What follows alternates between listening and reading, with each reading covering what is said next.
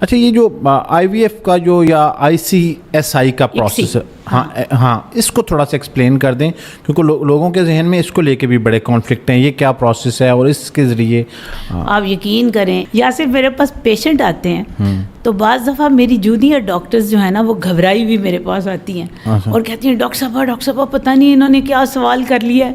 یعنی لوگوں کا نالج اتنا، جب آپ پیشنٹ بنتے ہیں نا تو آپ اتنی انفارمیشن لے لیتے ہیں کہ آپ کا ڈاکٹر ایک جونیئر ڈاکٹر سے زیادہ نالج ہو جاتا ہے. صحیح. تو وہ میرے پاس، آپ کہہ رہے ہیں نا کہ لوگوں کو پتہ نہیں ہے. جن بیچاروں کو، آپ کو اس لیے نہیں پتہ کہ آپ کو آئی وی ایف کروانا نہیں پڑا.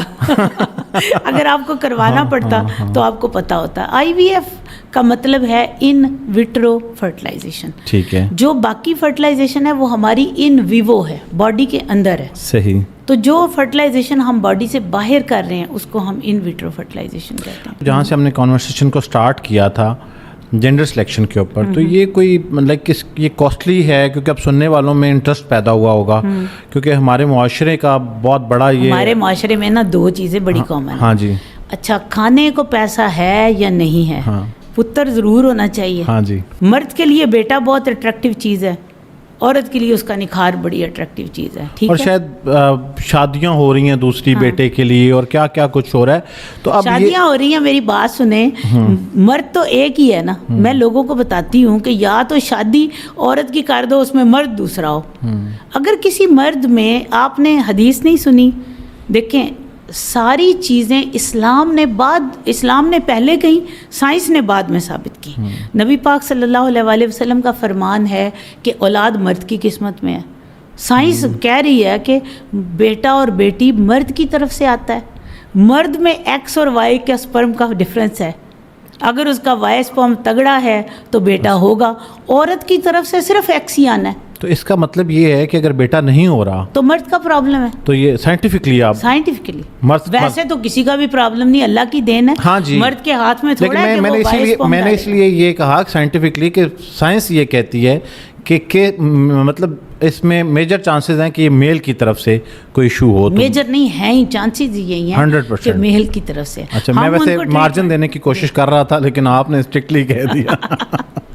ٹھیک ہے، آپ کا دل چاہے تو ریکارڈڈ ہی ہے نا، ڈیلیٹ کر دیجیے گا.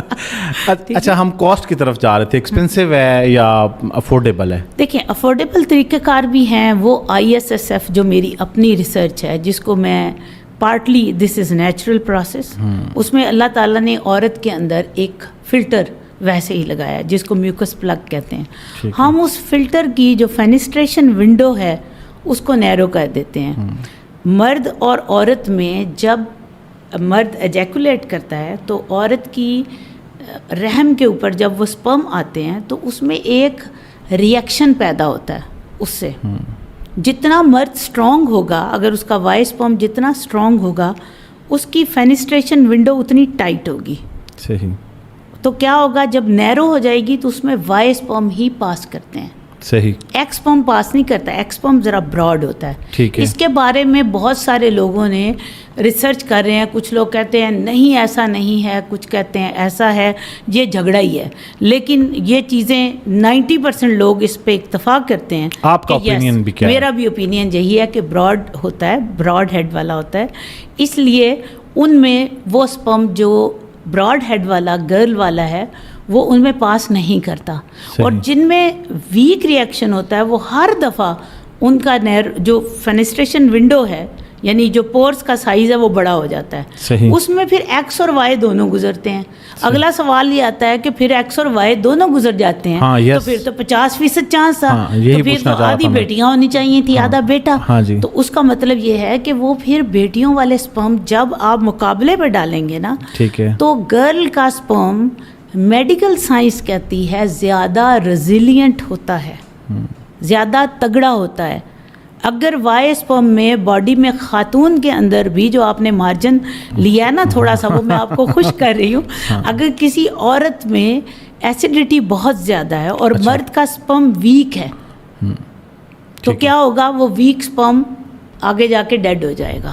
اور دوبارہ وہی چانس ہے کہ وہ گرل سپرم جو ہے وہ سلو ہوتے ہیں، اسٹیڈی ہوتے ہیں. یعنی ایک کچھوا ہے، ایک خرگوش ہے. صحیح. یہ کچھوے کی چال چلتے ہیں فیمیل کے اسپرم، ٹھیک ہے، لیکن یہ ریزیلینٹ ہوتے ہیں اور لگاتار چلتے جاتے ہیں.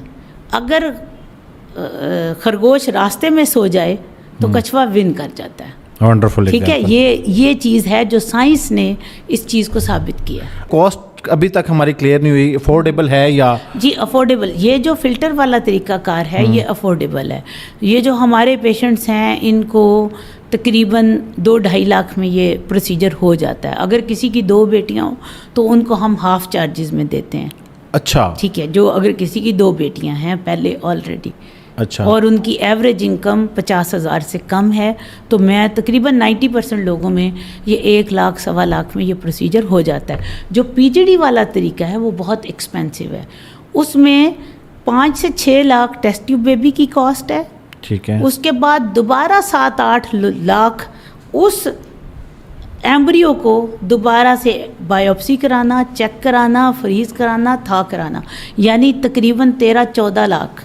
اچھا 8 اور 6 کتنے ہو گئے؟ 12 لاکھ.